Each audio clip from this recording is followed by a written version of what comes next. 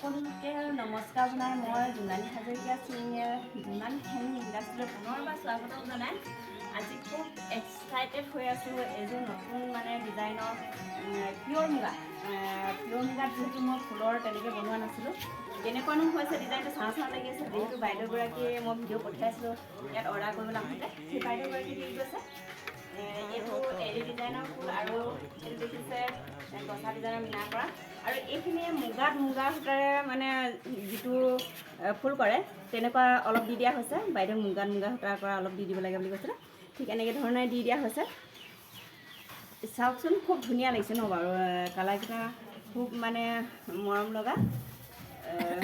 light হয় ধুনীয়া লাগিছে কাপোৰযোৰ তাকে বোলো দেখা আপোনালোকক মোৰো চাওঁ লাগি আছে কেনেকুৱা লাগিছে মুগা সূতাৰে কৰা এইটো জিলিকিছেনে বাৰু আপোনালোকে চাওকচোন মই হ'লে কাপোৰযোৰ খুব ধুনীয়া দেখিছোঁ আপোনালোকে কেনেকুৱা দেখিছে জনাব এইকেইটা হ'ল পট্টি আৰু আজি ফাইনেলি বাইদেউৰ পিয়'ৰ মুগাৰ যোৰাটো বনাবলৈ সক্ষম হ'লোঁ খুব সুন্দৰকৈ এইটো হ'ল ব্লাউজ পিচৰ হাতটো তেনেকৈ থাকিব আৰু বাকীখিনি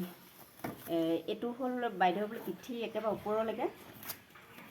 গলধনলৈকে যিটো আমাৰ পিঠি উঠা ব্লাউজ থাকে তেনেকৈ চিলাব সেইটো কাৰণে বাইদেউ এইটো ডিজাইন দিব দিলে সেইটো তাতে মাজতে দি দিছোঁ বাইদেউ কেনেকৈ মিলাই মেলি চিলাই ল'ব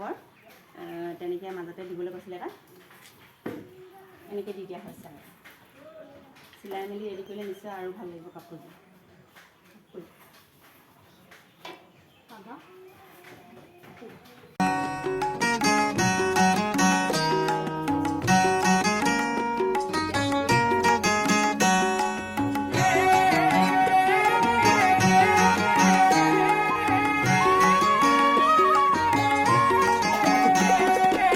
অসম আমাৰ ৰূপহী গুণৰো নাই শেষ